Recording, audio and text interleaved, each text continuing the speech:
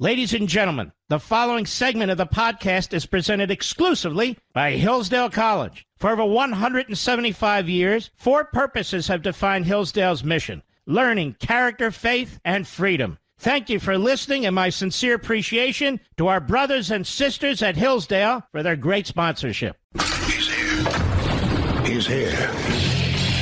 Now, broadcasting from the underground command post, deep in the bowels of a hidden bunker, somewhere under the brick and steel of a nondescript building, we've once again made contact with our leader, Mark Levin.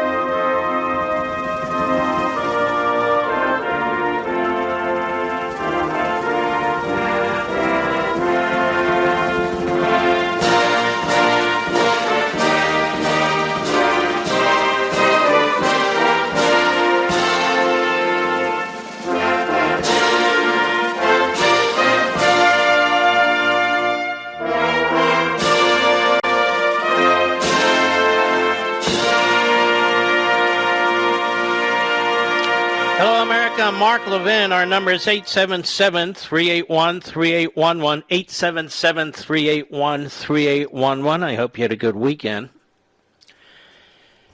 This disaster at this condominium in Surfside, Florida, really just gets worse and worse and worse. Now they have 10 who've died.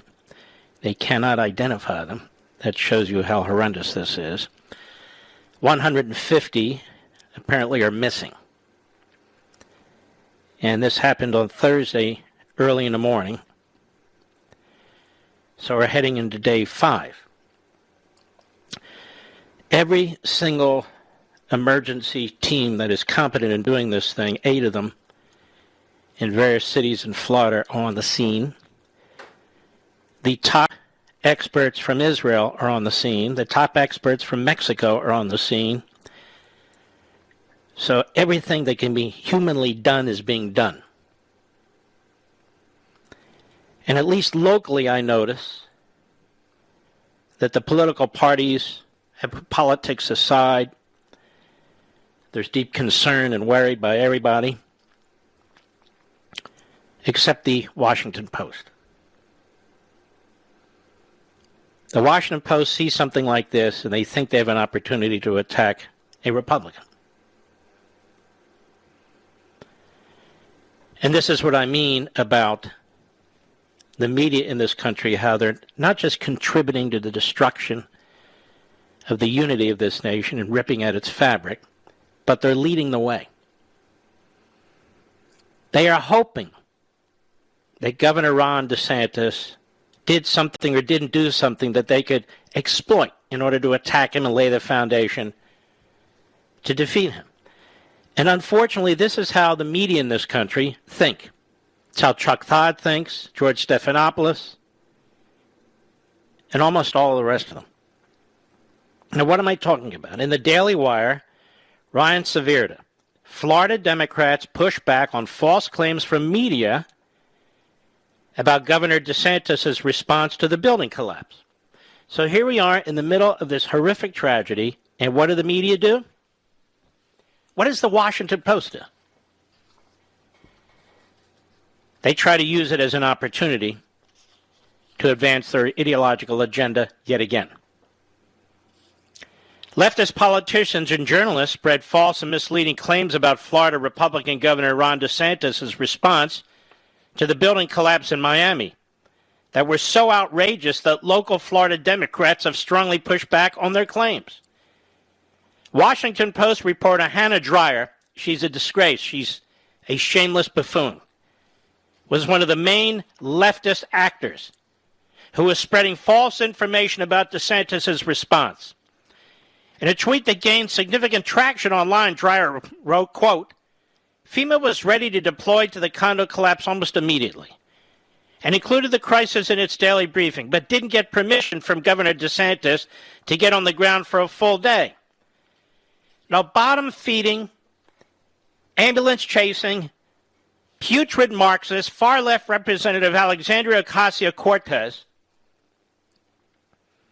liked the tweet, which means that millions of her 12.7 million followers on Twitter would see it in their feed, so she goes out of her way to like the tweet. Now, FEMA's National Incident Management System shows that requests for assistance are supposed to be made by local officials to state officials who then contact federal officials for assistance. And that's exactly what happened. DeSantis signed an executive order declaring an emergency less than an hour after Miami-Dade County Mayor Danielle Levin Cava, a Democrat, signed a local order declaring a state of emergency. Dreyer's claim that it took DeSantis a full day to respond is also false, as he approved the emergency declaration on the same day as the incident. In other words, there were no delays.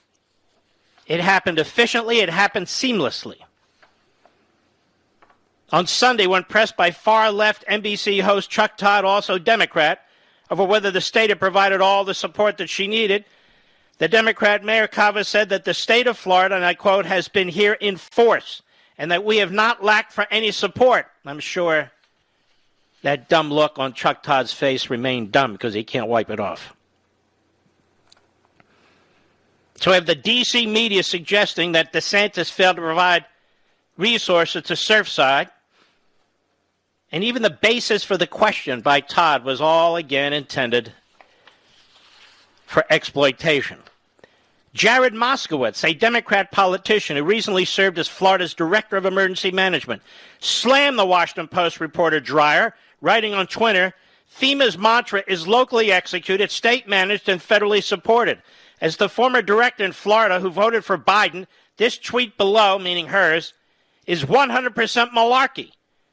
FEMA would have deployed the federally funded USAR teams, which are located in Miami-Dade County. They were already there. They were already there. Surfside Mayor Charles Burkett said on Sunday that the town does not have a resource problem, that they are drowning in resources. Folks, they have all these searchers there, not only from the 8 specialized units in Florida, but from overseas.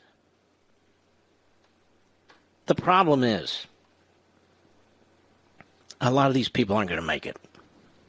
A lot of these people are probably already gone. Other far-left journalists and the media appear to try to mislead people by trying to blame DeSantis for the incident by posting side-by-side screenshots of a 2019 tweet from DeSantis where he championed deregulation next to a screenshot of CNN article titled Engineer Raised Major Structural Damage at Florida Building a Few Years Before It Collapsed. This is amazing to me. It's not a matter of less regulation or more regulation. What we're finding out is that there was a review done 3 years ago and a warning that the building needed major upgrades and needed them quickly. So, of course, for the left, it's more regulation. Appears to me they had regulation. What they needed is more monitoring. What they needed is more inspections by experts. Not a matter of more regulations. So here we are, right away. We have this horrific event.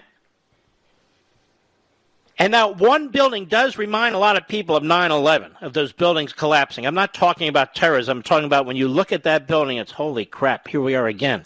And we're talking about a lot of people in one building, a 12-story building. And it would be nice if the Washington Post were actually investigating the background of all this stuff rather than trying to take out a truly remarkable Republican governor, but they can't help it because they're that loathsome. And same with all the cockroaches on social media. That's why I don't bother anymore with most of it. Anyway, people should be concerned about those families that are suffering, if anybody's left at the bottom of that building, rather than trying to exploit the situation. That includes Chuck Todd, who's asking a Democrat mayor about DeSantis, hoping, beyond hope, that she'll say something negative. It also demonstrates to you that the media have no humanity. They don't care what's going on the border. They pretend they have humanity. They have no humanity. They have no compassion whatsoever. Whether it was Stalin slaughtering the Ukrainians, whether it was the Holocaust where they covered their eyes and didn't want their readers to know what was going on. Even now, in this one building in Surfside.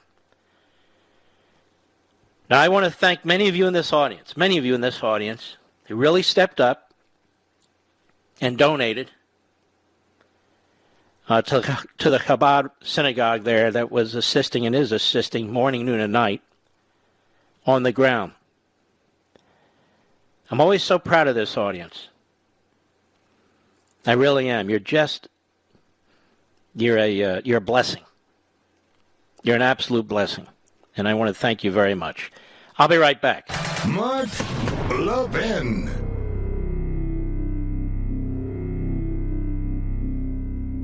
Hillsdale College serves 4 purposes: learning, character, faith, and freedom. Now, education and faith thrive in freedom, and freedom requires an educated people, a people of good character to preserve it. Hillsdale College has been providing the education needed to preserve free government for over 175 years, and it continues to provide that education today, not only to its 1,500 undergraduate and graduate students, but nationwide, through its free online courses, its support of classical K-12 charter schools, and its other outreach efforts on behalf of liberty. Hillsdale's Articles of Association, dating back to 1844, commit the college to preserving the blessings of civil and religious liberty through the provision of sound learning.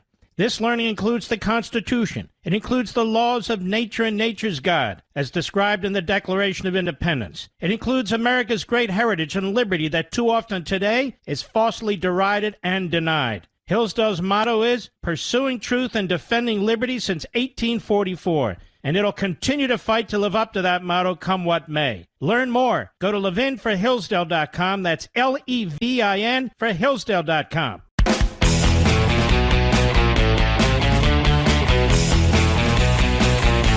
You know, a few months ago, Joe Biden embraced Tlaib on the tarmac of an airport, praising her for her courage.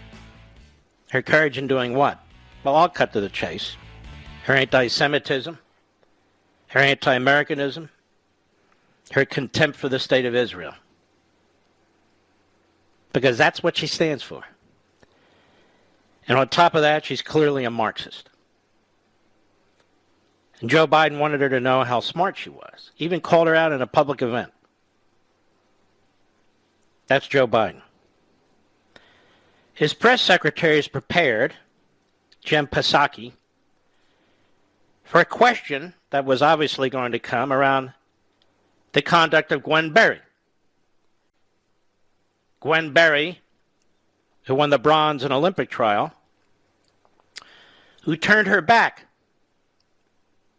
on the national anthem and on the flag, then accused those responsible for the event of trying to set her up. And this was Olympic trials in Oregon. She came in third. And then she had a T-shirt, just prepared, calling herself an athlete activist. Now, the Olympics are not about countries versus countries. It always has been that way. But there are certain people who are so narcissistic because they hate America and they love this hardcore left ideology that they feel they're being righteous in condemning their country. That helps fund their activities, that helps send them overseas at some point. Now, we used to say Obama would go overseas and apologize for our country. Joe Biden not only apologizes for our country, he's destroying our country. I've told you before, he's the dumbest man to ever serve in the United States Senate. I've told you before, he is a blank slate, which is why he was, throughout his career, plagiarist, whether stealing information for taking a law school exam or stealing speeches from Neil Kinnock or Robert Kennedy or what you have.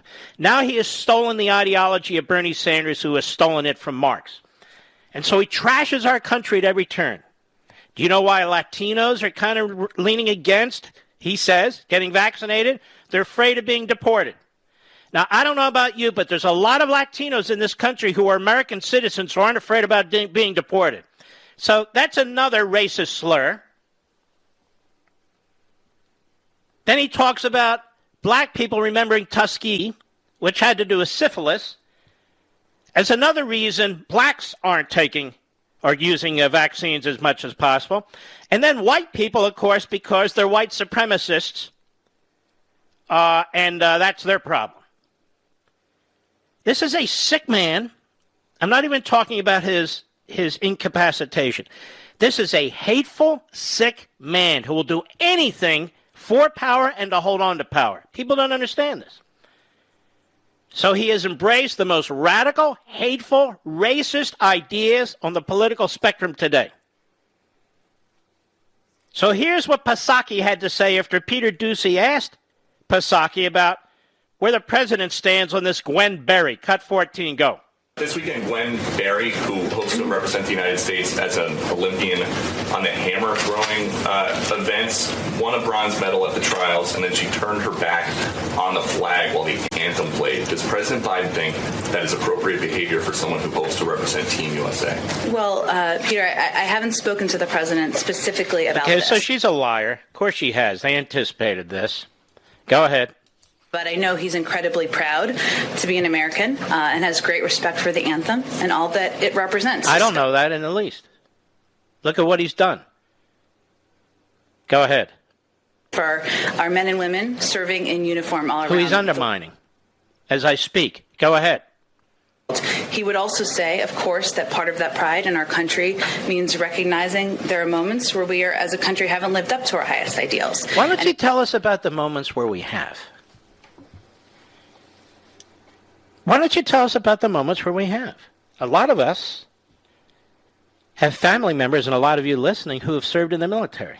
My grandfather fought in Iwo Jima and Guam. My great-uncle fought on Guadalcanal.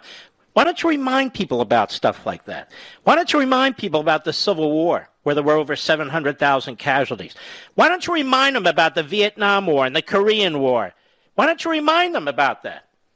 Why don't you remind them about the people who've been in Afghanistan and in Iraq and in Africa and all over the world, many of them on secret missions? What a fantastic country we are. Why don't you remind them that most of our wars in recent times have been fought in non-white countries in order to protect Muslim against Muslim, Arab against Arab, and you name it. Why don't you remind them of our great moments, Psaki? Because you hate the country. And so does your boss. And none of you have any relationship with people like this. That is, who are patriotic. None. Go ahead. Respecting the right of people granted to them in the Constitution. This isn't a matter of respecting the right of people granted in the Constitution. This isn't a First Amendment issue. This is a fact that an athlete who's supposed to be representing our country is humiliating our country, or attempting to, because she is an egomaniac and a narcissist and a self-righteous aggrandizer. It's not even good for sports, right? Don't we have teams? I'll be right back.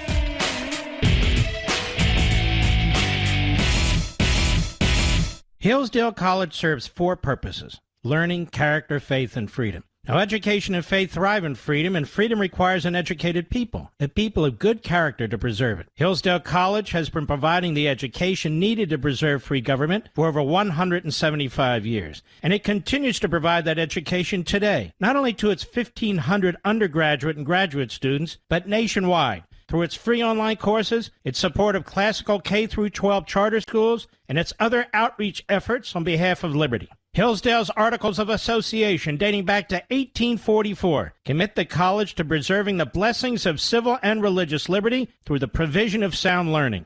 This learning includes the Constitution. It includes the laws of nature and nature's God, as described in the Declaration of Independence. It includes America's great heritage and liberty that too often today is falsely derided and denied. Hillsdale's motto is pursuing truth and defending liberty since 1844, and it'll continue to fight to live up to that motto come what may. Learn more. Go to levinforhillsdale.com. That's Levin for Hillsdale.com. Mark Levin, radio's hell-raising intellectual. Call now, 877-381-3811. You know, the left has destroyed the Oscars. Nobody watches the Oscars anymore. They've destroyed the Golden Globes. Nobody watches the Golden Globes anymore. They have done serious damage to multiple sporting leagues. And now they're going to do it to the Olympics. And there's several reasons for this. First, I don't know if you were able to watch my show last night and hear the monologue on Fox, but I want to play some of this for you to lay the foundation for the rest of the program this evening. So I hope you'll bear with me. So let's go. Cut one, go. We talk a lot about critical race theory. We talk almost not at all about something called LatCrit, which is Latino critical race theory. We talk almost not at all about critical gender theory. We talk almost not at all about the movement behind climate change, so-called, and the Green New Deal. Well, in this book that I've written, American Marxism, we talk about all of them and more because they intersect. That's a word I didn't invent, intersectionality. That's a word one of the critical race theoreticians in a law school in California invented. They all intersect. And what's the common denominator? The white dominant American society must go. That is, it must be destroyed from within, one way or another. All the progress that's been made economically is not progress at all. All the race relations progress that we've made, well, that's not progress at all either. And I want to talk about this briefly before I bring the guests on. I'm watching now on MSNBC, Joy Reid and others who are lying through their teeth about what's taking place with critical race theory. They either don't comprehend what it means, or they're purposely misleading the public. Critical race theory is not about learning the history of America. It's not about learning slavery and segregation. It's not about learning about neo-Nazis and the Klan. It's about a Marxist movement invented by Marxists, Herbert Marcuse, Derek Bell, and many, many others. And it attracts the Marxists like Black Lives Matter founders, two of three who've already said that they are Marxists. And that's not a coincidence, because this was hatched by professors as a way to attack the society from a Marxist perspective. So when Joy Reid goes on MSNBC and asks one of the professors involved in leading this movement, you know, some people are actually saying this is a Marxist-based movement, and I've been saying it now, really, for some time. And that professor never said, no, it's not, because she can't. You want to know why? I read what she wrote, and she's written a lot. In fact, I read what Herbert Marcuse wrote, and he wrote a lot. And I read what Derek Bell wrote, and he wrote a lot. And they all say it. They can't deny it, but they want to embrace it. Now, the problem is this.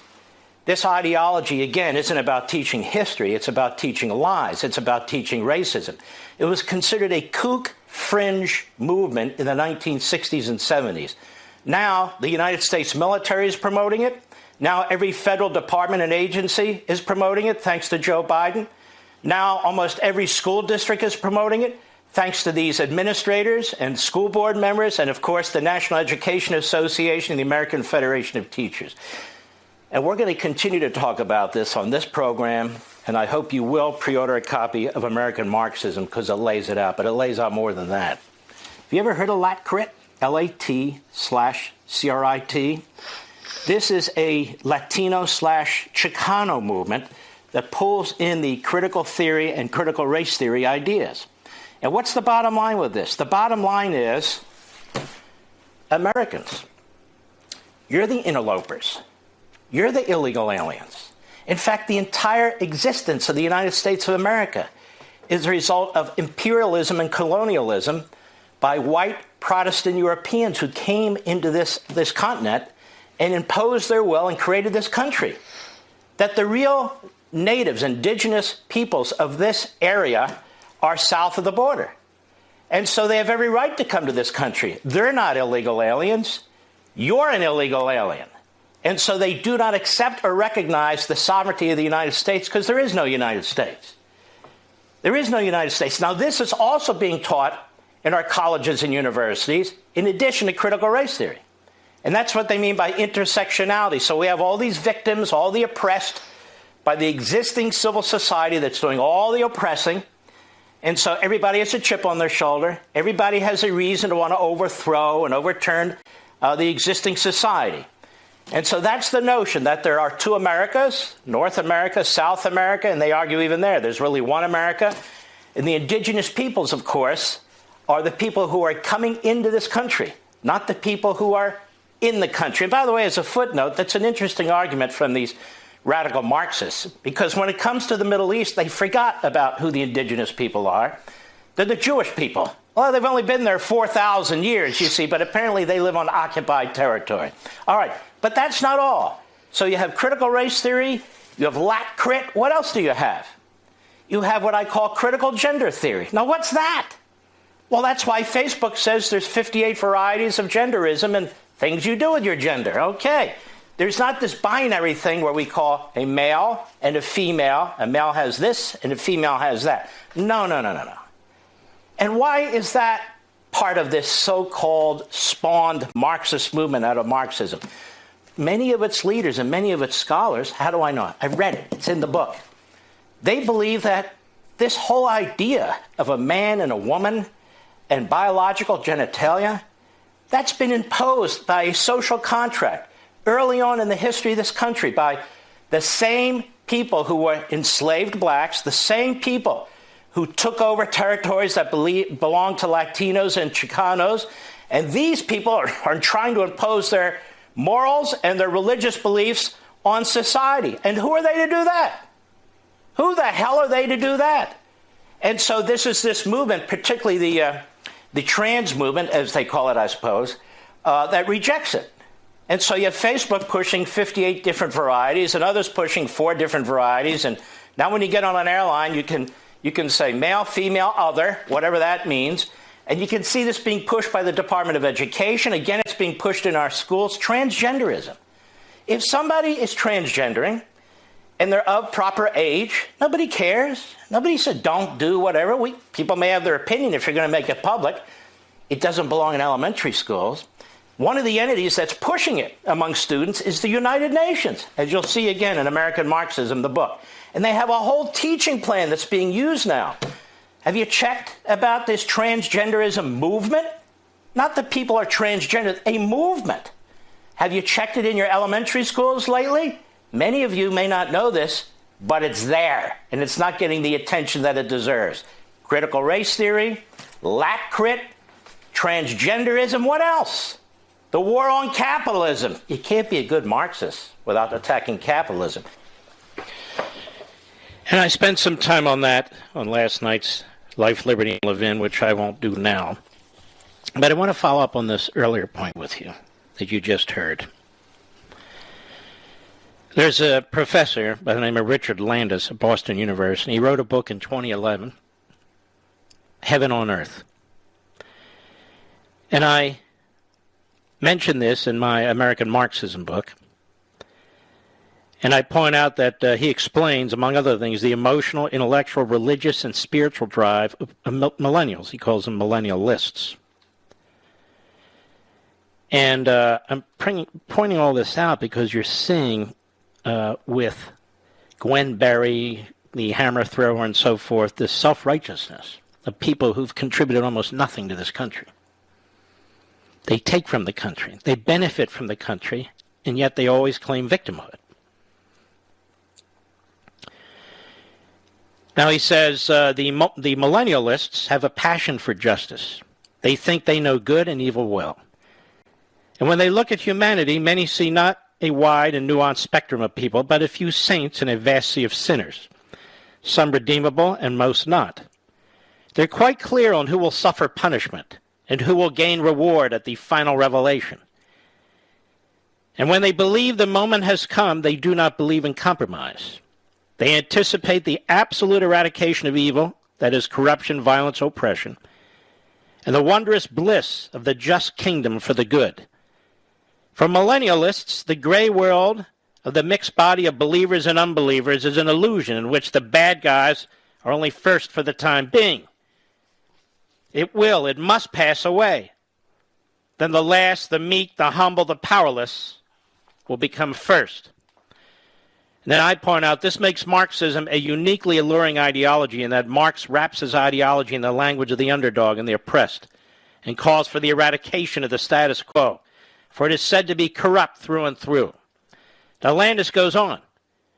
All millennialists hope that commitment to their beliefs will spread far and wide, enough to bring about a transformation of social and political universe. That is the very essence of millennialism as opposed to other forms of eschatology. That is, the just will live free in this world. It is a collective salvation, a social mysticism. It might come by and by, but such a promise is not pie in the sky. It imagines a transformation of humanity, an evolutionary leap to a different way of human interaction that can have enormous emotional appeal. To use the language of political science, millennialism is perhaps the first revolutionary ideology. And then I point out, thus for its preachers and followers, there's a theological-like aspect of Marxism, a promised fundamental transformation of society and the purification of man's nature through a rebirth of society, replaced with a collective salvation found in communal egalitarianism. Landis continues, revolutionary ideologies only begin to appeal to large numbers. The meme only spreads widely when people feel themselves close to the moment of transformation. Indeed, while many of us are millennialists in some way, that is, we hope that eventually mankind will enter a new stage of peace and justice, very few of us are apocalyptic millennialists, that is, believe this world historical event is about to happen. Only in those relatively rare moments when large numbers are convinced and mobilized by the conviction that at last the time has come does the millennialism become a movement that has entered an apocalyptic vortex. For the people who've entered apocalyptic time, everything quickens, enlivens, coheres. They become aroused. Everything has meaning and patterns. The smallest incident can have immense importance and open the way to an entirely new vision of the world, one in which forces unseen by other mortals operate. If the warrior lives with death at his shoulder, then apocalyptic warriors live with cosmic salvation before them, just beyond their grasp. So I point out it is unsurprising that the world's most renowned and notorious Marxist revolutionaries were of the same mindset and also went to college. They were millennials.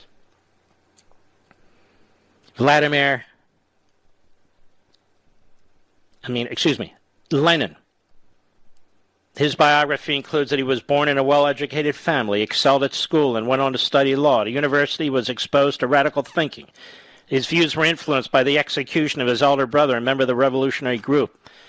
Expelled from the university for his radical policies, Lenin completed his law degree as an external student in 1891, and then he moved to St. Petersburg and became a professional revolutionary.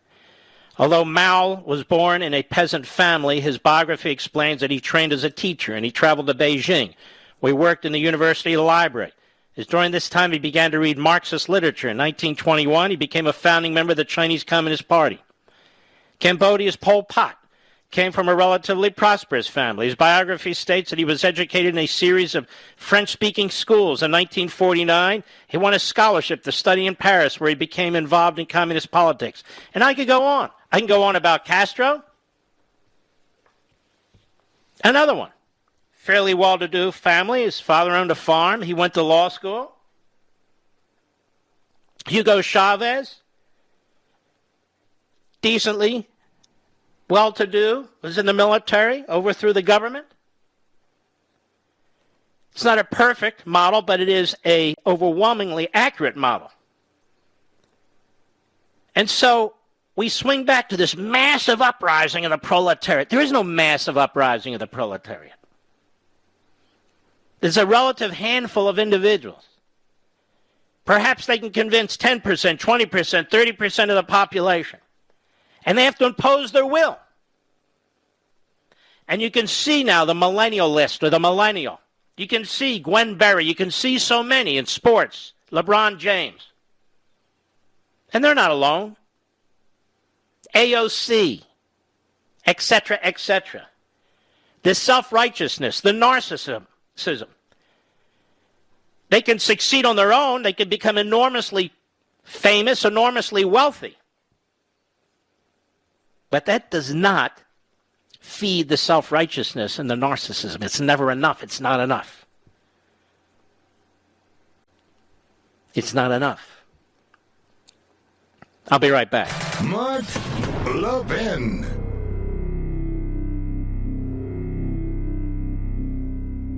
Hillsdale College serves four purposes: learning, character, faith, and freedom. Now, education and faith thrive in freedom, and freedom requires an educated people, a people of good character to preserve it. Hillsdale College has been providing the education needed to preserve free government for over 175 years, and it continues to provide that education today, not only to its 1,500 undergraduate and graduate students, but nationwide, through its free online courses, its support of classical K-12 charter schools, and its other outreach efforts on behalf of liberty. Hillsdale's Articles of Association, dating back to 1844, commit the college to preserving the blessings of civil and religious liberty through the provision of sound learning.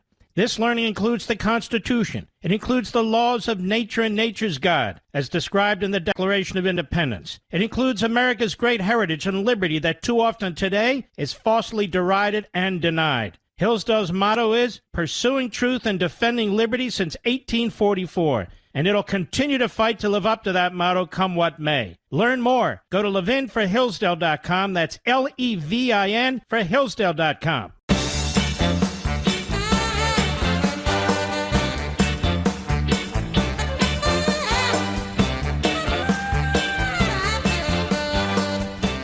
You know, this book, American Marxism, it's hard to explain. When you get it, you'll read it, you'll see what I mean. There's 7 chapters, really. You need to read the first 6 and understand the first 6 in order to deal with the 7th. And the 7th is the action chapter. And that's why I spend so much time on the first 6 chapters as well as the 7th chapter, but it's the action chapter. So it's not enough to get the book. You got to read it. Take your time. We're going to do this together. And I have some news for you since people keep asking me. And this is because of you. The book is now sold pre-orders of 170,000, 150,000 of which are hardback. The others are ebook and audio. Really, the industry's never seen anything like this. That's because of you. They're surprised by you. I'm not surprised by you. I know you're earnest about what you want to do and learn. And this audience is made up of people who didn't finish high school, who didn't go to high school, and people with 10 degrees. Because we're red-blooded Americans who care about this country. We happen to love this country. And we want to sustain it. We want to help it. And we're going to have to deal with this. And I hope you'll go ahead and pre-order. It's #1 on Amazon right now. I hope you'll go ahead and pre-order your copies, particularly for kids and grandkids who are going into college here. I shall return.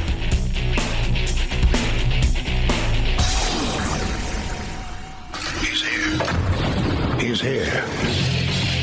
Now, broadcasting from the underground command post, deep in the bowels of a hidden bunker, somewhere under the brick and steel of a nondescript building, we've once again made contact with our leader, Mark Levin.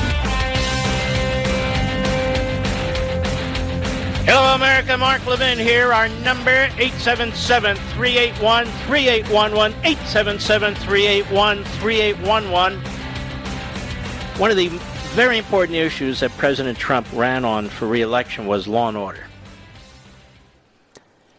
And he kept warning that these Marxist mayors and these cowardly governors and Biden and the rest would be weak on crime and there would be consequences. And, of course, he was exactly right. Exactly right. And in the lead up to that election, we saw how Biden conducted himself. He was a coward.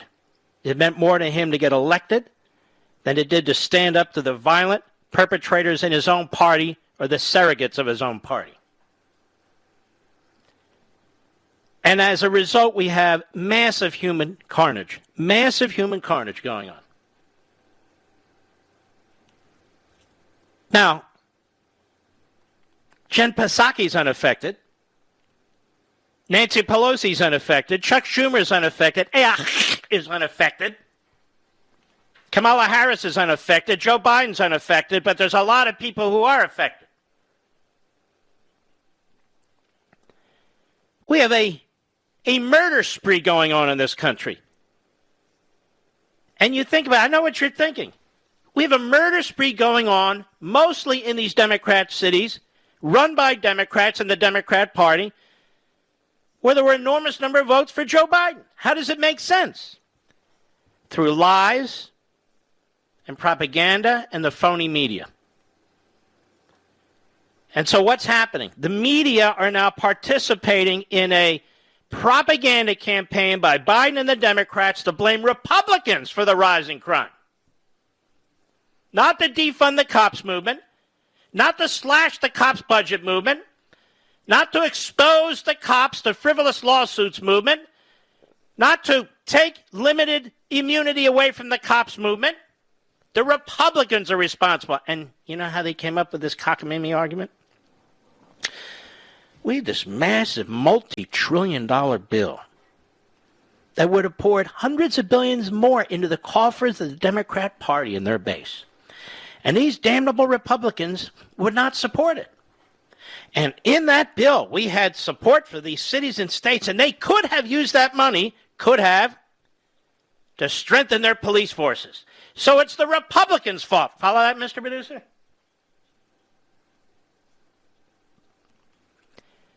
What a bunch of sleazeballs. People are being maimed and abused and killed. And this is the answer of the Democrat Party. What a bunch of sleazeballs. Everything they touch turns to crap. Everything. The border was as secure as it's been in decades and decades and decades. They blew it up. They blew it up. Just unbelievable. So here is lightweight, low IQ, propagandist Jen Psaki. Cut 8, go. Something one of the advisors said this weekend, Cedric Richmond, he said, Republicans defunded the police by not supporting the American Rescue Plan. But how is it that is an argument to be made when the president never mentioned needing money for police to stop a crime wave when he was selling the American Rescue Plan? Well, the president did mention that the American Rescue Plan, the state and local funding, something that was supported by the president, a lot of Democrats who supported and voted for the bill, could help ensure local cops were kept on the beat in communities. No, he didn't. If he did, it's somewhere in a footnote to a footnote and a footnote to one of his rambling, incoherent mumblings. And when you're spending trillions of dollars and giving it to cities and states, I suppose that gives them an opportunity to do it. But wouldn't this be the same cities and states that slashed funding for the cops? So who would assume that they would then take that money and use it for cops? And remember this, even before this vote, it turns out, these cities and states were swimming in surpluses. So that was a big lie. So now the left, their failed policy, which they embraced and promoted and celebrated, they're going to blame it on Republicans?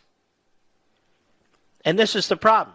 They'll have help from Democrat phony journalists like Schmuck Todd, or Georgie Stephanopoulos and the rest of the conga line of fools and frauds. Go ahead. As you know, didn't receive a single Republican vote. That funding has been used to keep cops on the beat. No. Just think about this. Minneapolis voted to defund the cops. Kamala Harris has gone on about reimagining police departments. Remember that, folks? On and on for months. AOC, cut the on. And now all of a sudden, All of a sudden, we're supposed to genuflect. Oh, it's the Republicans. Why? These cities have money for cops. They slashed it. Look at what DeCamio did in New York. He cut like $1 billion, give or take, from his police force out of $6 billion. Wasn't a matter of him needing money. It's a matter of him taking money out of their budget and putting it somewhere else. The Republicans have absolutely no say in what goes on in these cities. Zero. And these blue states. Zero. Nothing. So here's the point. The Democrats are going to do nothing about crime except to go after gun dealers and innocent Americans. Nothing. The Democrats take no responsibility for their policies, which have reached a point where American citizens are being slaughtered at record numbers. They're not going to do anything. It's just like the border's open.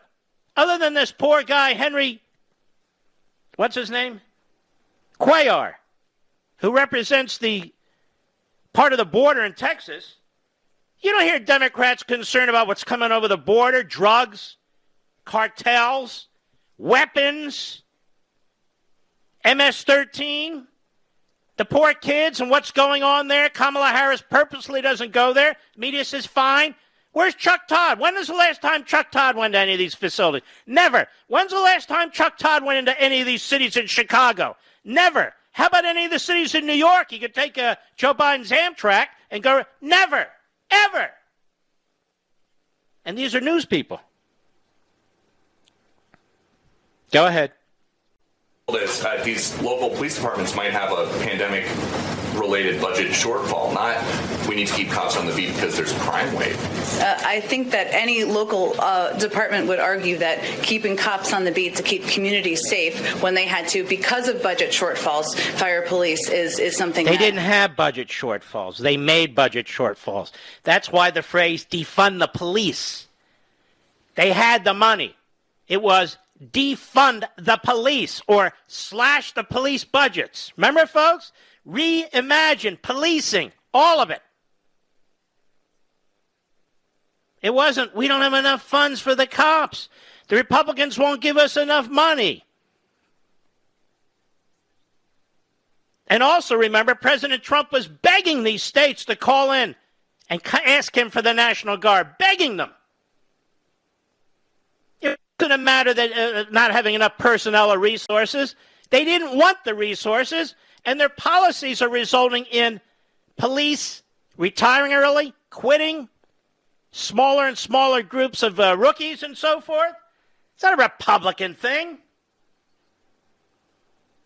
And I'm sure the left-wing kook Democrats dressed up as journalists and on networks and cable shows are all going to spell out the facts, right? No, not a damn one of them. So if you don't support the spending of trillions and trillions of dollars, then you oppose the cops. Is that it? That's not clever. That's stupid. That's asinine. The Democrats control everything. They've got the presidency, they've got the House, they've got the Senate, they've got the cities. And at least 40-some% of the states. They've got the big states, California, New York, some of the big ones. What's the problem? We should be living in a Meritopia, another book I wrote. Where's Meritopia? There is no Meritopia. But this is what I mean. They have no compassion for their fellow human beings. It's all about rote lies, power, controlling a society, controlling a people, ditching the Constitution, ditching due process, destroying the thin blue line, undermining the military, globalism, destroying citizenship, because the Democrat Party represents these various movements in the American Marxist overarching movement. That's what it's become, and people are going to have to come to grips with this. Some of you are longtime Democrats. This is not your party. This isn't it. I'll be right back. Mark Levin.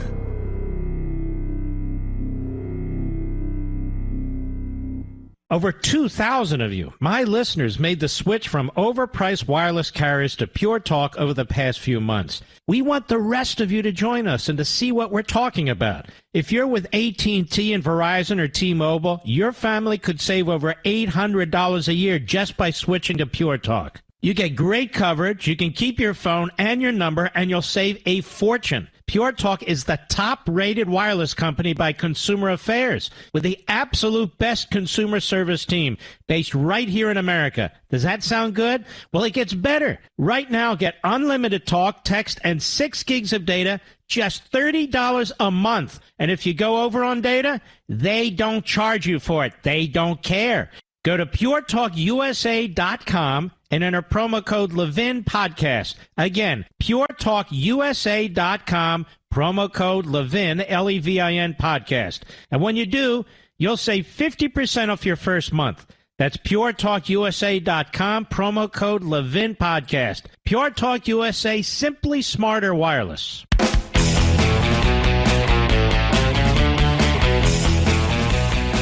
Again, I want to thank this audience, many of you, for supporting the efforts of the shul in Bell Harbor, the Chesed Fund, and the raising of monies to help the families and those associated with this rescue effort. I have great fears about this now. I just do. They found one young boy, really a passerby, and nobody else so far. No. They should keep doing their thing as long as they think they need to do it. Don't get me wrong. But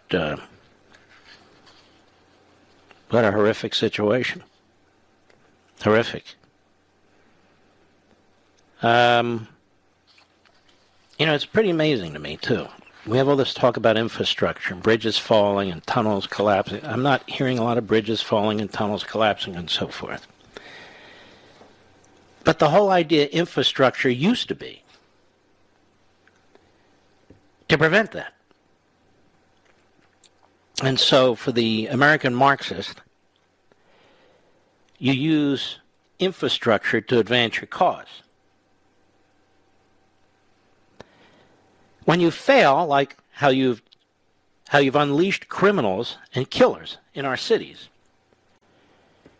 then you blame the other party. And then you have talking points, and you all say exactly the same thing.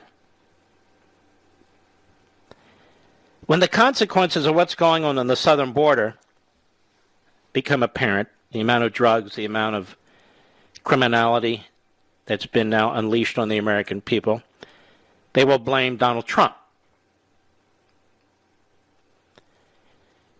When their spending results in massive inflation, they will blame the rich. They will blame the rich. See, the key to being a good Marxist is taking responsibility for nothing. Nothing that turns out to fail utterly, because Marxism can't succeed. It's a failing ideology. That's why these are police states. That's why they use the iron fist in the most aggressive forms and the less aggressive forms. That's why they'll turn the IRS on people or do the things that they do. Because it's not only impracticable, it's impossible.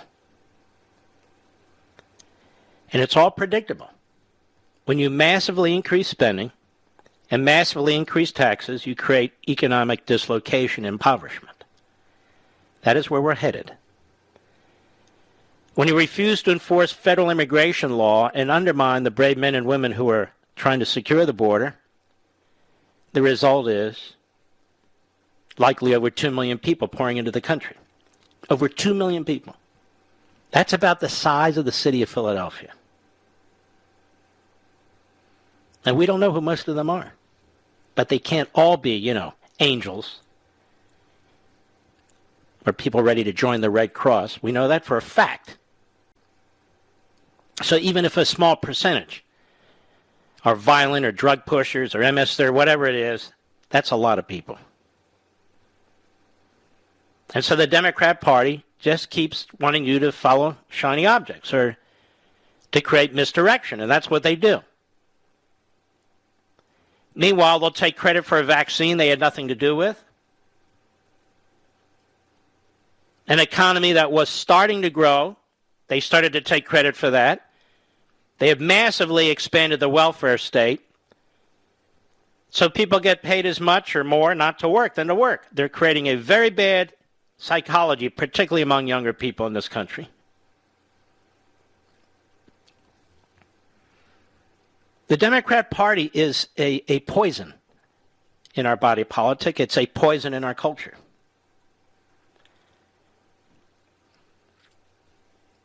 When you look at its history, when you look at it today, the American media have been conquered by the Democrat Party. The American media. There are an enormous number of individuals in the media whose families are Democrats, or even more, who have served in Democrat administrations. Almost every one of the Sunday shows, the main anchor on the networks was an active Democrat. And these corporations like Comcast with NBC and MSNBC and AT&T with CNN and the rest, they're perfectly happy with this because they've already thrown in with the Democrat Party. Doesn't bother them. So we have no real free press. And by press, we mean overall. We don't have a free press in this country. We have a press that represents a radical ideology and the Democrat Party. That's what we have.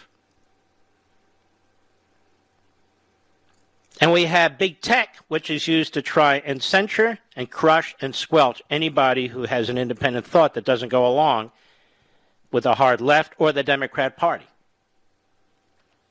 It is a very, very dangerous oligopoly. More so than Standard Oil ever was. Ever was. And then we have our colleges, and I address all this, then we have our colleges and universities, where the funding spigot is never turned off. We're funding our own demise. You're sending your kids into these schools, and they're coming out hating you, hating everything you taught them, and hating your country. And these professors are protected by tenure, while they destroy academic freedom and debate. They hide behind academic freedom in order to protect themselves.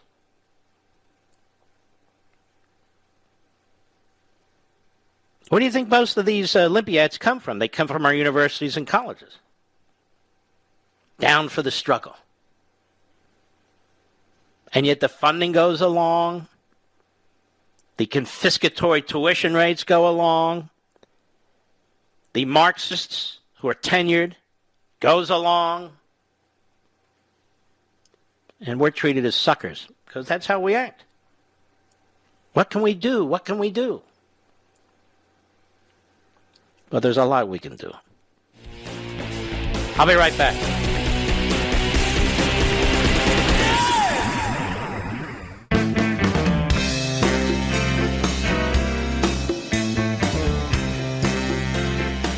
The Mark Levin Show, the pool feed for the conservative media. Dive in now. 877-381-3811. You know, Biden and his Politburo staff, they're populating all these agencies and departments with radicals, and they create these task forces. And these task forces are filled with Marxist nutjobs. National Archives, this is Fox News, Racism Task Force. There's a National Archives Racism Task Force to see if the National Archives is racist. Some of our most priceless documents are there. It says, own rotunda. The rotunda.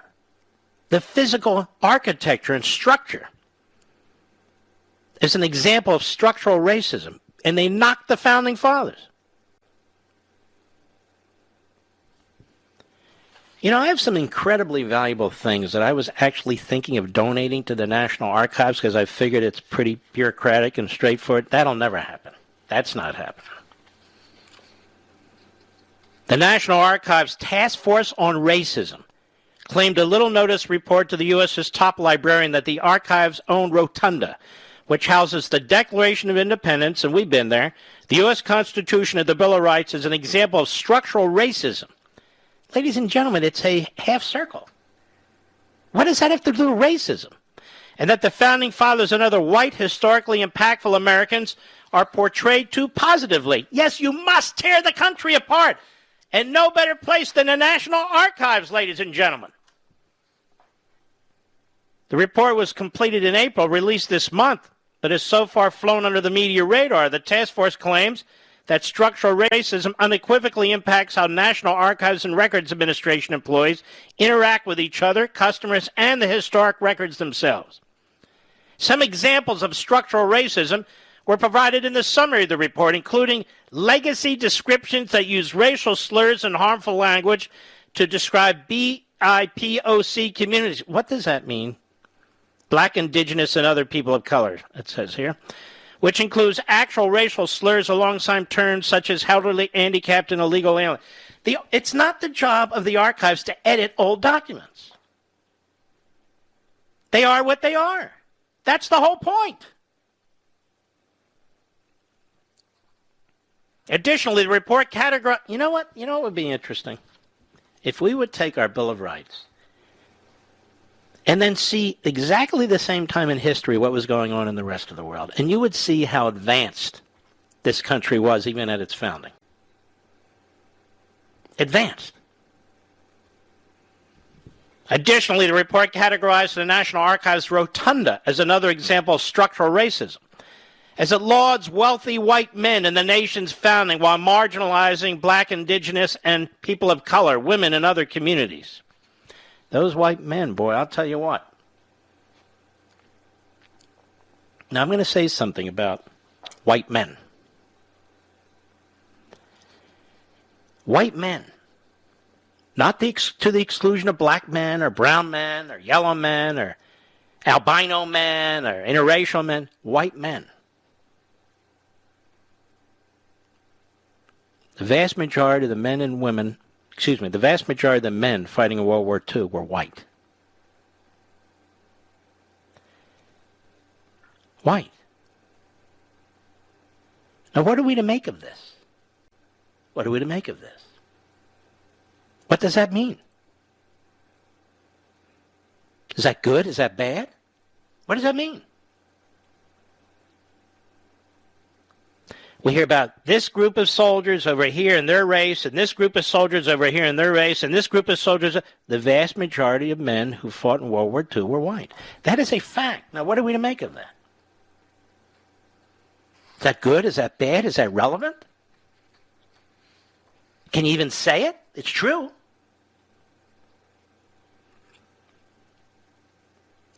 The task force suggests ways to reimagine the Rotunda. I'm telling you, you got to read this book, American Marxism. This word, reimagine.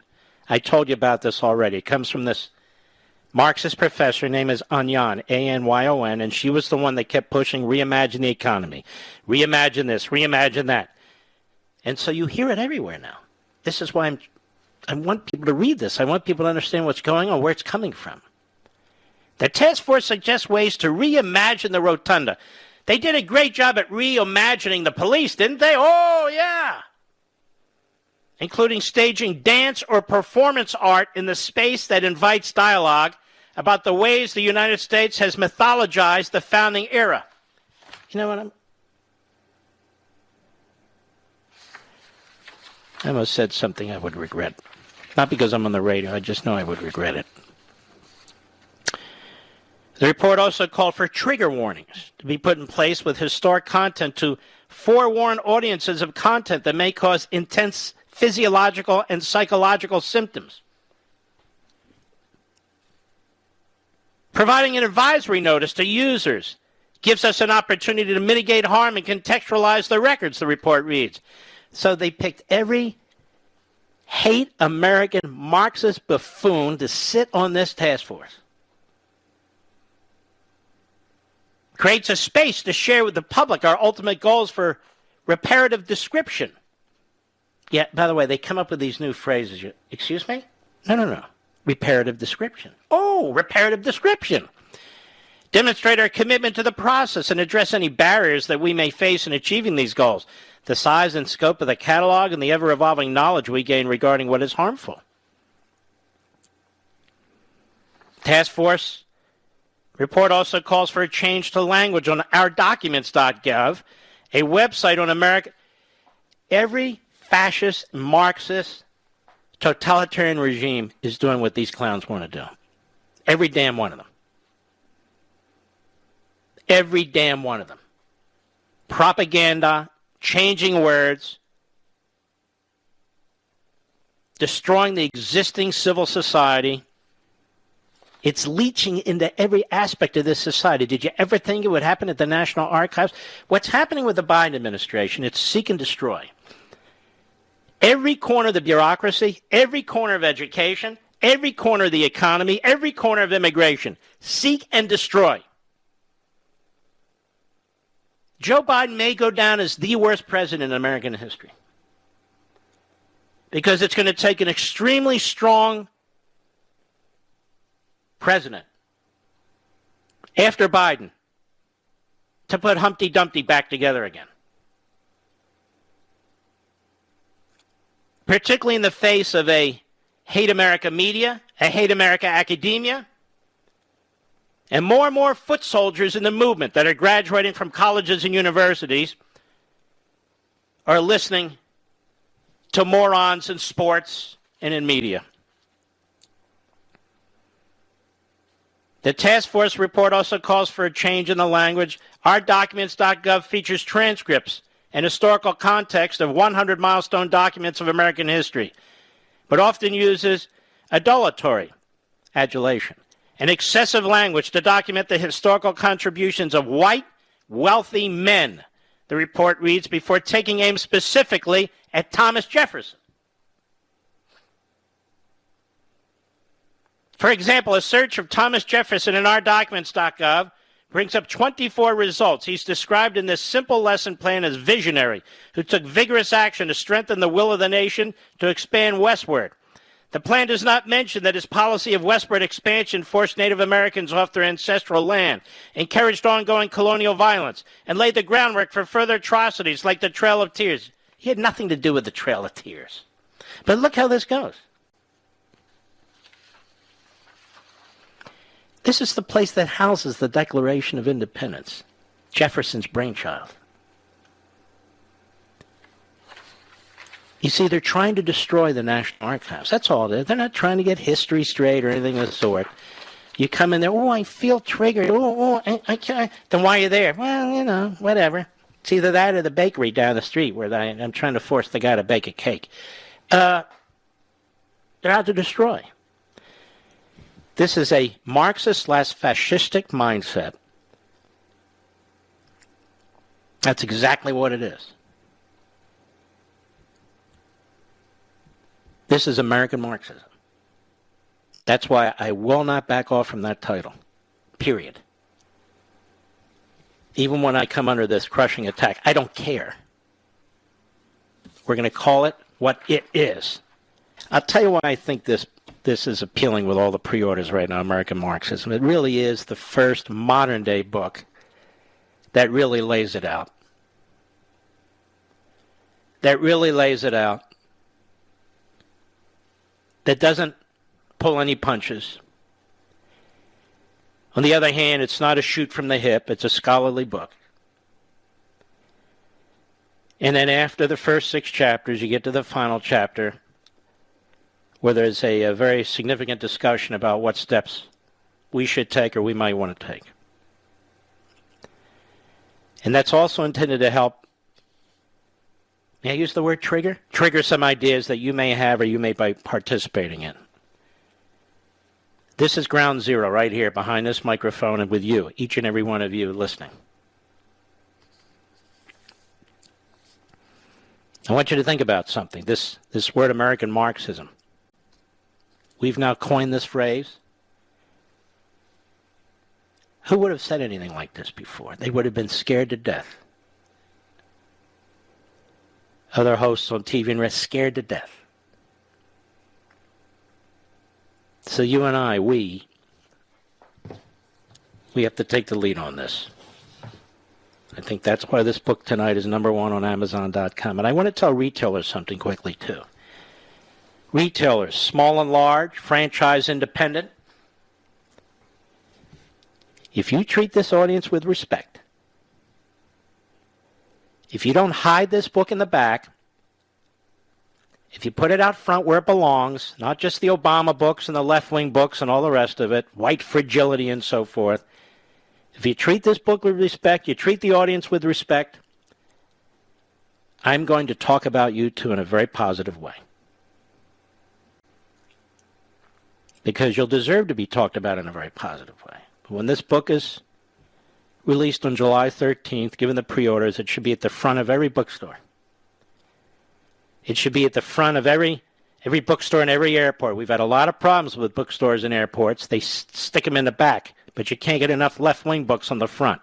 Why is this important? Think about the number of people who walk through airports, or the number of people who want to grab a book when they get on a plane. It's important.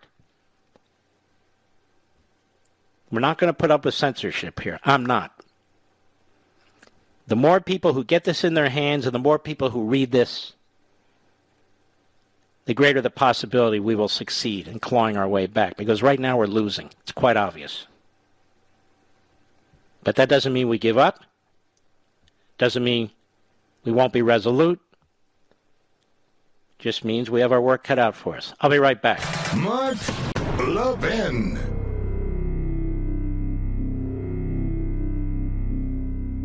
Over 2,000 of you, my listeners, made the switch from overpriced wireless carriers to Pure Talk over the past few months. We want the rest of you to join us and to see what we're talking about. If you're with AT&T and Verizon or T-Mobile, your family could save over $800 a year just by switching to Pure Talk. You get great coverage, you can keep your phone and your number, and you'll save a fortune. Pure Talk is the top-rated wireless company by Consumer Affairs, with the absolute best consumer service team based right here in America. Does that sound good? Well, it gets better. Right now, get unlimited talk, text, and 6 gigs of data, just $30 a month. And if you go over on data, they don't charge you for it. They don't care. Go to puretalkusa.com and enter promo code Levin Podcast. Again, puretalkusa.com, promo code Levin, Levin Podcast. And when you do, you'll save 50% off your first month.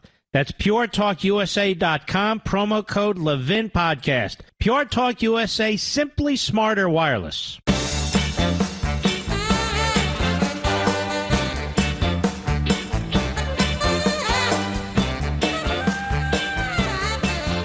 I meant to tell you, folks, that the first number of American Marxism books off the printing assembly line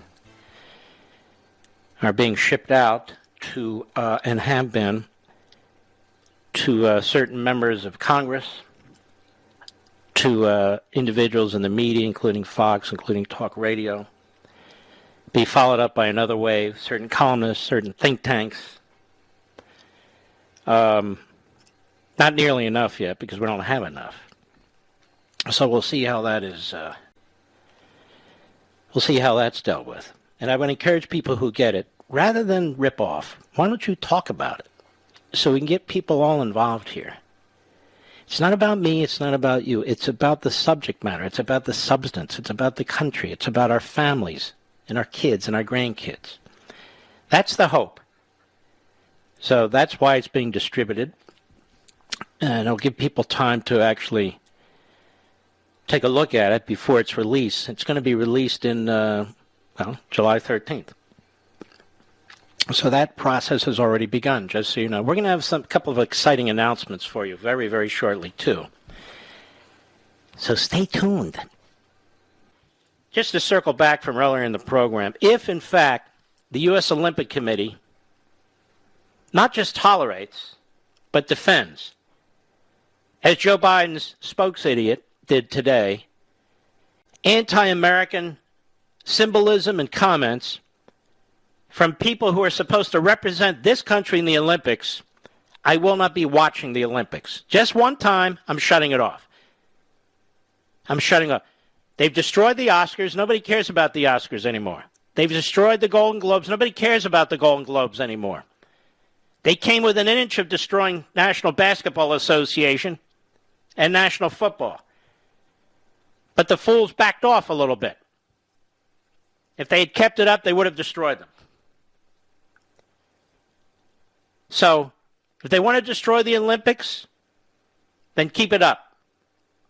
Joe Biden will destroy everything. He doesn't give a damn. He's never contributed a damn thing to anything. What has Joe Biden, after half a century, ever contributed to this country in terms of freedom, opportunity, protecting our Constitution? What the hell has he done? He's a taker. He's a user. He's a bloodsucker. May I say that? I think I will. He's benefited mightily. Been a senator damn near all his life, except for 8 years as a vice president and now as a president. You know, they keep going after Trump. Trump's contributed a hell of a lot to this country. There's a whole skyline that Trump built. There are places that were going under that he fixed up, refurbished. He breathed life into them. Thousands and thousands and thousands of employees over the course of his career who paid taxes, real taxes, and took care of their families. Joe Biden, nothing. I'll be right back. Ladies and gentlemen, this final hour of the podcast is sponsored exclusively by AMAC, the Association of Mature American Citizens. Now over 2 million conservative members strong, AMAC believes in and stands up for the values that we care about: faith, family, and freedom. Thank you for listening, and please support AMAC. And you can become a member at amac.us/join. He's here. He's here. Now, broadcasting from the underground command post, deep in the bowels of a hidden bunker, somewhere under the brick and steel of a nondescript building, we've once again made contact with our leader, Mark Levin. Hello, America. Mark Levin here. Our number, 877-381-3811, 877-381-3811. There's so much to do on a Monday, but I want to get to some calls in a moment. But first, since we've been following this very, very closely, a lot of people are giving this a pass. They really need to pay attention to this. This is from The Hill. New York prosecutors give Trump Organization lawyers Monday deadline report. Now, Monday's today. New York prosecutors have given former President Trump's attorneys until Monday afternoon, which is passed, to provide an argument as to why the Trump Organization should not face criminal charges, the Washington Post reported. Now, you can see the leaks coming out of this Cyrus Vance operation. Last week it was reported the Manhattan DA's office was considering bringing criminal charges against the Trump Organization as a whole, and against executive Alan Weisselberg. This is his old guy who's been the financial officer for decades, because they're trying to get Trump. New York Times reported Trump's attorneys had made an appeal to prosecutors from the DA's office to not file charges against the company. The two sources close to the matter, how do you like that? The two sources close to the matter told the Post that Trump Organization attorneys now have until Monday to make a case as to why the charges shouldn't be filed. This investigation has been going on for 4 years. And they have filed dozens of subpoenas and have gotten millions of pages of documents into transactions, I'm sure, that go back years and years. Unbelievable. This is the same DA who wouldn't go after all those perverts from Hollywood who live in New York. He's such a hack. Last month, the New York Attorney General's office announced the investigation, which initially had been in a civil nature, had been expanded to a criminal conspiracy. Now, if you watched my Fox show a couple of weeks ago, you saw that she campaigned on going after Trump criminally. So she should be recused and disbarred. The DA, Vance, the Attorney General, James, are working together on the investigation. They always reached out to the Trump organization. This is how the prosecutors work. The Post said Alan Futerfas, an attorney for the Trump organization, didn't respond. Well, why would he? Trump blasted state and local prosecutors last month, calling the investigation, and he's right, the greatest political witch hunt. It is sickening. But again, the American Marxists, this is who they are. This is how they conduct themselves. They criminalize politics. And if you don't bend, they destroy you. Here you have a woman, this Letitia James. Isn't that her name, Mr. Producer? Who runs for Attorney General of New York on a platform that she's going to get Trump criminally. And what has the New York State Bar done about it? Nothing. They're going after Rudy Giuliani. Rudy Giuliani. Pretty incredible. But before I get to calls, I want to remind you about these corporatists who are also dressed in American Marxism. Nike CEO, this is the Daily Mail, says sports giant is a brand of China and for China in earnings call amid concerns corporate America is too close to Beijing. So this is interesting.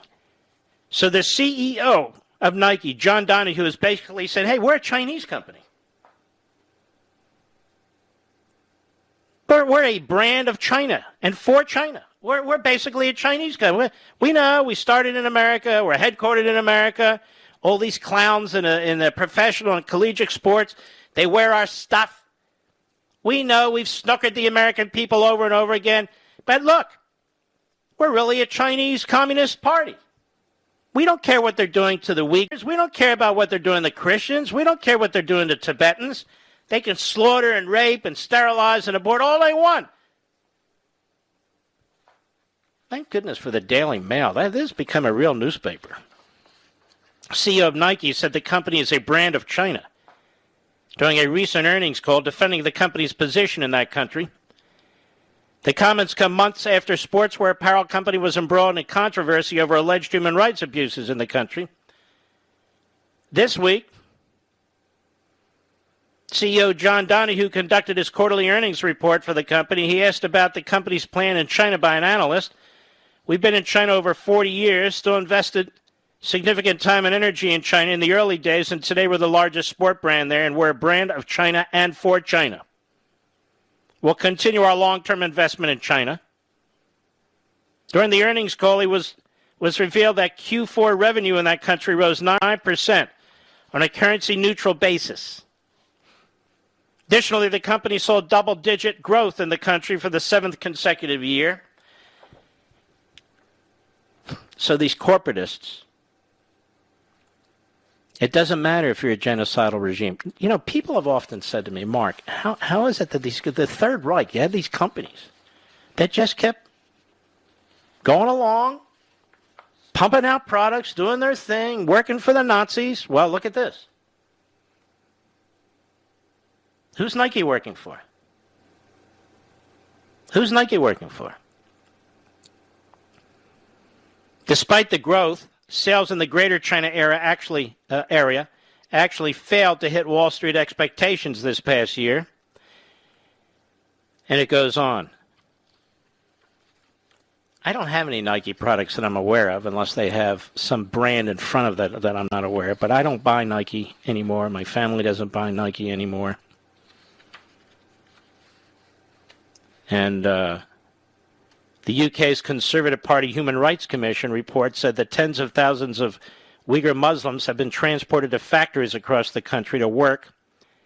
The report noted that one of the most shocking new developments in the last 5 years was that forced labor was now used throughout China in factories which are part of the supply chain of major international corporations.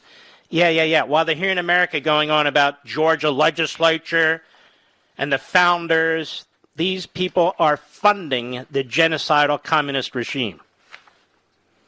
It went on. Under conditions that strongly suggest forced labor, Uyghurs are working in factories that are in supply chains of at least 83 well-known global brands in the technology, clothing, and automotive sectors, including Apple, BMW, Gap, Nike, Samsung, Sony, and Volkswagen. Let me use the old language. Volkswagen. Vicky Jihang Zhu and Nathan Russer, who were authors of a report by the Australian Strategic Policy Institute about the forced labor of Uyghurs, gave evidence to the commission in an online hearing. They said they discovered in 2019 that Uyghurs were being transported from Xinjiang to other provinces to work. Doesn't this break your heart? Isn't this sickening? Zhu and Russer said it's a policy of the central government that resulted in tens of thousands of people pushed out of their homes every year and sent to eastern provinces to work in supply chains of international brands. They added that in the factories, workers were subjected to the conditions of forced labor, having to work under heavy surveillance, and in a few hours of free time were compelled to attend Mandarin Chinese language classes and political indoctrination classes. Political indoctrination classes, isn't that what's happening to our students, Mr. Producer? Political indoctrination classes. Now, I want you to think about that.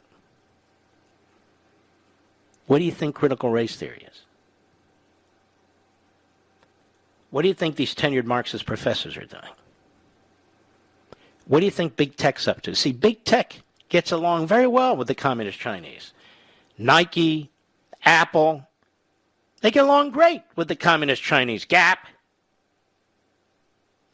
And so they can show their real concern for humanity and compassion by trashing our country while making a fortune in communist China. That would be like making a fortune in the Third Reich while trashing America. You know what? Let me put it to you this way. I'll be the first to say it. Too many, maybe even a majority, maybe even a vast majority of the major international corporations headquartered in America are unpatriotic. They're unpatriotic corporations. They do not represent free market capitalism of the kind that Milton Friedman and Tom Sowell talk about and wrote about. They are state enterprises with a headquarters in America. That's what they've become. So if they can go after the Georgia state legislature or go after Republicans or do something like that while making a fortune from a genocidal regime in communist China, they know the media will leave them alone. Because the New York Times and the Washington Post are of the same ideology. Same thing. Same thing. Nike. You really need their sneakers, folks, and their shirts, and their hats, and their bathing suits? Really? Well, next time you pick it up, I want you to think about the people who had to make it. I'll be right back. Mark Levin.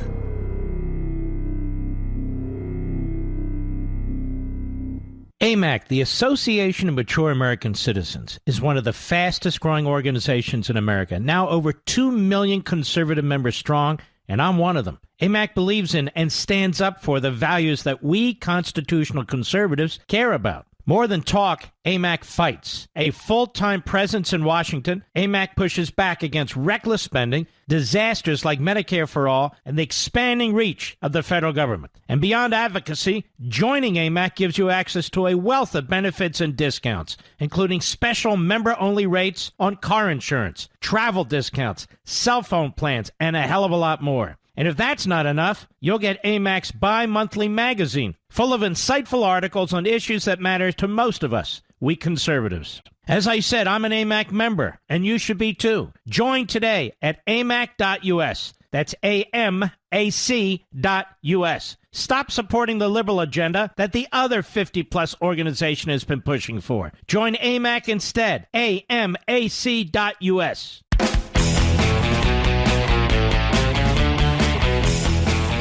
Another great site, Twitchy.com. Chi-coms agree with Robert Reich. Remember that jerk? Warning that the greatest danger America faces isn't China, but our drift toward proto-fascism. You know you've made it when the communist Chinese government is citing your work to make the case that America is much more dangerous than China. So huge congrats, they write, to Robert Reich, whose assertion that the greatest threat to the U.S. is not China, but rather homegrown proto-fascism, and by that he doesn't mean Biden and the anti-Semite Marxists, he means you, is good enough to be promoted by the Chi-Com Information Department's Foreign Ministry spokesman, Director General. He says, a warning from a U.S. professor. The greatest danger of the U.S. is its drift towards proto-fascism. Another spokesman for the commies, a wise professor, tells the real story. I'm looking, and it goes on. It's funny how the communist Chinese cite so many of our Democrats, isn't it? Robert Reich he's actually a moron. He's a moron. Over the years, I've invited him on this show or the other. He won't come here. I'm an exclusive with you. Whatever. He's a coward. They're all cowards. None of them will come on here. We've tried AOC. We've tried Bernie Sanders. The whole and rhinos. We've tried Romney. We've tried a lot, haven't we, Mr. Producer? Schumer. None of them. Even when Romney was running for president, we couldn't get him on the program. That's how I knew. Trouble in paradise. Now he'll show up on any left-wing platform imaginable. Him and that clown Kinzinger and a handful of others. And they're very intellectually dishonest and incredibly stupid people, to be perfectly honest. They play right into this. They don't even realize what's going on in their own country. Anyway, we just talked about the communist Chinese. And people like Robert Reich have less of a problem with the genocidal regime in communist China than they do with you. It's the truth. And unfortunately, it's very sad. All right, Mr. Producer, let's take a few calls. I've had it enough with the morons in the world. Who should I speak to? Jackson, Tennessee. Tom on the Mark Levin app. How are you, Tom? I'm doing great, Mark. Thank you for taking my call, and yes, you are sir. the greatest. Well, thank you. No problem. I am. Well, let me introduce myself a little bit. So, Tell us quickly. We're going to hit a hard break here. What's on your mind? Yeah. Well, I'm talking about communists that I went through. That is the Khmer Rouge, the Pol Pot that you mentioned earlier. So you're Cambodian. I am a survivor. Yes, sir. I'm a Cambodian. Tell everybody what it was like. Well, 3 of my brothers died. One of my brothers beaten to death because he had a diarrhea. And my grandma, I believe she died from starvation, and I don't know where she at. I don't know where to bury her. And a lot of my aunt, my uncle, and my cousin would disappear during the Khmer Rouge. And I was fortunate to survive, and I came through America. I came to refugee in Thailand and wait for 4 years, and I got a sponsorship to come to D.C. area, to where I lived from 1984 until 93. Then I moved to Philadelphia, where I attend Community College of Philadelphia. And now you're in Mississippi. Tennessee. Now, Jackson in Tennessee. Yeah, I recently just moved from Columbus area. So when you hear these Marxists go on about our country and act like they're being victimized or oppressed, while they're making a fortune, while they're becoming famous, while they're in the freest country on the face of the earth, it must absolutely drive you bonkers. Yes, sir. Absolutely. I hate to say it, even my own kid. I have 18, 16, and 13, and they just spoil us like crazy. They don't understand what it is to live through communism. And even when I was in college at University of Memphis, and I have this young lady said, the Constitution is a fraud. They don't know nothing about Constitution. They don't know nothing about communism. And they praise it. And even the professor just nodded his head. It was like, okay, fine, Mao Zedong is the greatest. They don't understand that. They don't understand how communist is.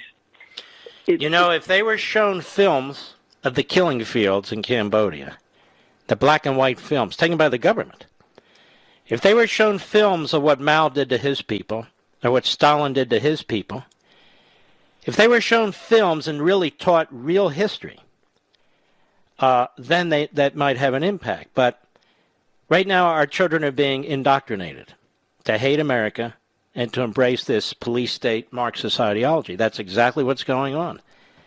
And we're going to push back, Tom. I can tell you that right now. Yes, sir. We'll try our best. You can't stop. You cannot let communists in the United States of America. We have the greatest country on the planet. I came to America. I didn't speak a word of English. But I tried for 30-something years. At least I got my bachelor degree, and I am accepted to get my master's degree. I mean, you're fabulous. Nobody's stopping me. There's no systematic. I did it myself. I volunteer. I spend my money. I had to clean toilet. Whatever it takes. That's what the greatest thing about America. I think so many immigrants in this country like you really understand. We have people coming into this country, as we have from Cambodia and Vietnam, from China, people coming into this country from Venezuela and Cuba, people coming into this country, and they know what communism is, they know what hardship is. And the truth is, in America, you don't have to have hardship, regardless of your race. Look, there's too many minorities in America for everybody to be discriminating systematically against minorities. How are you going to survive? How are you going to eat? How are you going to function? It's just not the case. Tom, I want to thank you very much. And by too many, I don't mean too many. I mean, there's just a lot. It's not like some tiny little minority group. Well,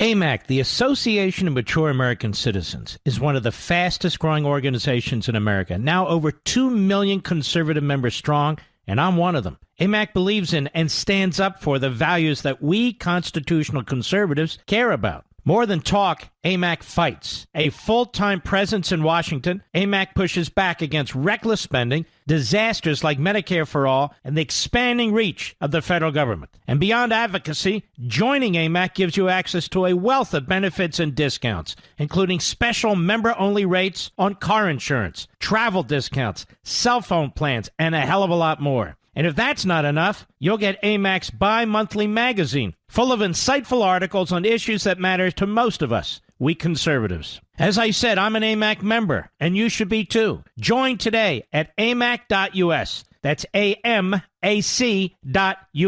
Stop supporting the liberal agenda that the other 50-plus organization has been pushing for. Join AMAC instead. AMAC.us.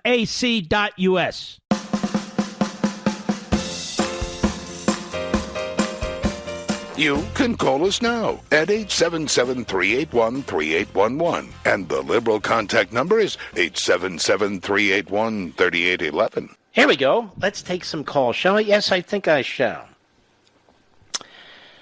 Let's see. Mike, Mount Pleasant, Iowa, XM Satellite. How are you, Mike? Hey, doing pretty good. And you? I'm doing very well, thank you. I'd like to first thank you for taking my call. I'm honored to have a chance to speak with you. Thank you. I'm a new listener on Sirius, but I have watched you on the Fox News channel. We love our Sirius, too. Thank you. What I wanted to do was go back to what you were talking about, that Washington Post, you know, the Ministry of Misinformation, talking about Governor DeSantis not holding up the aid to Surfside, which was a lie. Yeah, exactly. We all know. I mean, it was said by a Democrat, you can't let a good crisis go to waste, and they don't let things like facts stand in their way. If facts stood in their way, President Trump would be in the White House right now. All right, sir. Thank you for your call. Where are we going with this? I'm not 100% sure. Let us go to Brian, Middlesex, New Jersey, the great WABC. Go. I would have a different argument, by the way, which is, for the left, it's not just let a crisis, it's create a crisis. They create the crises. Go ahead. I'm sorry. Go right ahead, Brian. They do. Yep. That's all right. you talked earlier. I just want to reiterate about the great, I identify as a white male. I don't know if that's politically correct. Are you biological or are you identifying? I'm biological. Oh, just checking. My parents were white. They came from Scotland. Okay. And my father fought, like you were talking before, my father, when he was 19 years old, 20 years old, he was out in the South Pacific on the USS Conklin fighting for our freedom. Yep. Because I tried to explain that to my son when he was playing these video games. He goes, Dad, I'm fighting the Germans. I go, no, you're not. It's a video game. Yeah. I said, your grandfather was out in the South Pacific on a DE, a destroyed escort, and he was actually fighting the Japanese,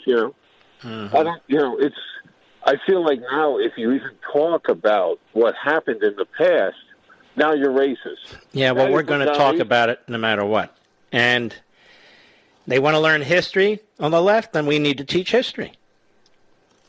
We need to teach history. And what they don't want to teach is the greatness of this country. We have men and women who have died in the last several decades defending Muslims from Muslims. Isn't that true, sir? That's right. That is whether it's in Afghanistan, true. Whether it's in the Middle East. We have special forces now in Africa trying to protect innocent people, Christians, black Christians, from some of these Muslim terrorist groups in Nigeria and the Congo and other places. Now, we don't deserve a pat on the head for this sort of thing. I'm going against the narrative. The narrative is ridiculous, what we're hearing day in and day out around here. Day in and day out. But when I saw that general talking about critical race theory, listen, when you get in the Army, and you get in the Navy and the Marines, whatever, you're an American, and you're fighting against a foe. You're not fighting against each other. That's what got me upset. Yeah, and it should have gotten you upset because there are generals and there are generals. And I don't care what these men did during their military career. That's wonderful. What they're doing now is they're undermining the military. I bumped into a guy today who basically served under this Millie. I don't mean directly, but, a couple layers down. He said he was shocked at his testimony. Absolutely shocked. That's not the guy he knows. I said, well, he's now a political general. That's what he is. He's a political general. We've had those in the past. They're a disaster. We have the communist Chinese. They're on the move. Their soldiers are not wasting time on all that sort of stuff. I mean, if you have individuals in the military who are racist or whatever, go ahead and drum them out. But you don't have to destroy the entire military with Marxist propaganda and indoctrination. This guy Milley doesn't even know what he's doing. He doesn't even know what he's talking about. He hasn't even studied the subject. And the head of the Navy, we don't have enough ships in the Navy. The communist Chinese are building ships every month, pushing them out into the ocean. So we don't even have enough ships in the Navy anymore. We went from a 600-ship Navy under Reagan, and we're well under 300 right now. We are not prepared for war with communist China as communist China is preparing for war for us. That's the bottom line. Absolutely. In our military, you got to have leaders. You have to have men and women who are prepared to resign or be fired. But these people are not. They're not. They like the positions they hold. It's just the way it is, unfortunately. When they had the Spanish Armada, when you rule the seas, they have more warships than we do in the South Pacific. It's unbelievable. Yeah, and they've run some of these war games, and most of the time we lose. So if you're President of the United States, the Commander-in-Chief, you're the Secretary of Defense, you're the military, aren't you worried about that? Isn't that your first priority? No, apparently not. All right, my friend, you take care. Let's see. Let us continue. James, Easley, South Carolina. The great W-O-R-D, the word. James, how are you, sir? Great. That's 106.3. You got it, baby. This is my first call, and I listen to you every night. Thank you, my concern is, Mr. Levin, are you aware of that billions of dollars are included in this infrastructure to hire another 800,000 IRS agents. I believe it's 80,000. 80,000. I'm sorry. Yeah, they want to double the IRS force, pretty much. Now, I don't know about you. I haven't got my tax return yet. I mean, my rebate yet. Well, I filed early April. What is April? May, June. They don't have enough people to process this stuff. They don't have enough. Look, Biden wants to sick these agents on the American people. This is becoming a quasi-police state. I'm just going to be perfectly honest about it. It troubles me enormously. The borders are wide open. You have people coming into this country that are treated nicer than the average citizen. All this talk about Jim Crow when you're trying to get the voting system manageable in a way that you can make sure there's integrity. What they're doing to our economy is a disaster. Massively increasing welfare. Young people are not working as they used to work. This is a disaster. And then this, the IRS. They want to massively increase the number of IRS agents, and they want to massively increase our taxes. That so-called infrastructure bill is a massive tax bill. You think there'll be at least one Democrat that'll vote against that because this is not infrastructure? I don't know. This Manchin, he's sort of a chameleon. He's a chameleon. You know, West Virginia voted overwhelmingly for Trump. The only way to make sure is to throw out a jerk like this. Everybody, isn't it amazing to you, James, that we all sit on the edge of our chair, and the Republic will survive or fail based on the vote of one person? Or one Supreme Court case? That just shows you how far we've fallen. The Constitution had barrier after barrier, firewall after firewall to protect us from this. Well, apparently they've been breached. And let me tell you something else, James, and the rest of the country. There are going to be times when they have 55 to 45, 56 to 44, 52 to 48, and we're not going to win a single vote. True. That's true. Because other than one or two of them, Sinema from Arizona from time to time, Manchin from West Virginia from time to time, all of the rest of them, every single Democrat from all the rest of the country, whether it's a red state, purple state, or dark blue, they always stick together. They did it during the Confederacy. They did it during segregation. They do it during quote-unquote democratic socialism. It's not a party of thinkers. It's a brainwashed contingent of leftists. Excuse me. No doubt. All right, James. Thank you for your call, my friend. I appreciate it. We'll be right back. Mark Levin.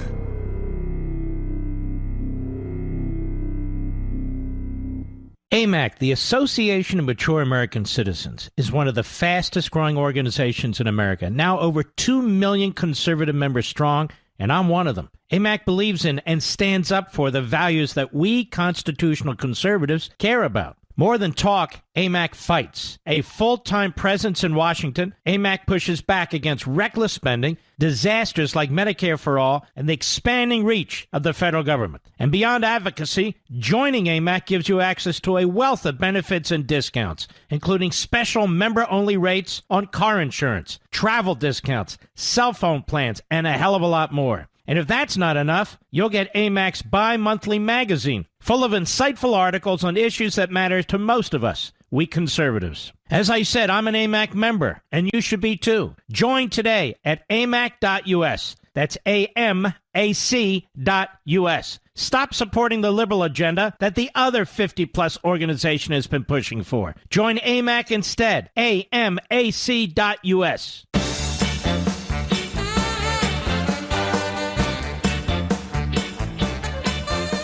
This is how it's done, Schmuck Todd.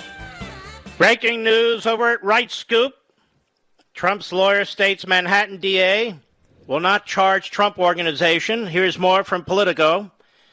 Manhattan DA Cy Vance has indicated he doesn't currently plan to charge the Trump Organization with crimes related to allegations of hush money payments and real estate value manipulations.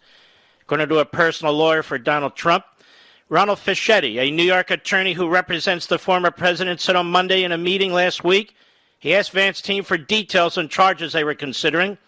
According to the attorney, members of Vance's team said they were considering bringing charges against the Trump Organization and its individual employees related to alleged failures to pay taxes and corporate benefits and perks. Corporate benefits and perks, Mr. Producer? Like what, a rental car or something? It's been widely reported that those perks included, here you go, cars and apartments, and appear to only involve a small number of executives. They've been doing this for 4 years? We asked, is there anything else? Fischetti told Politico. They said no. It's crazy that's all they had, he said.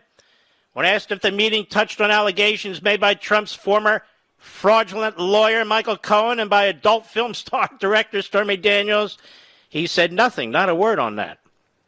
They just said, when this indictment comes down, he won't be charged. Our investigation is ongoing. That's the danger. They just don't stop. Vance's team has told lawyers for Trump that they will proceed with charges unless persuaded otherwise. Fischetti told Politico he expects charges to come this week or next. It's like the Shakespeare play, Much Ado About Nothing, Fischetti added. This is so small, I can't believe I'm going to have to try a case like this. Yeah, millions of pages of documents,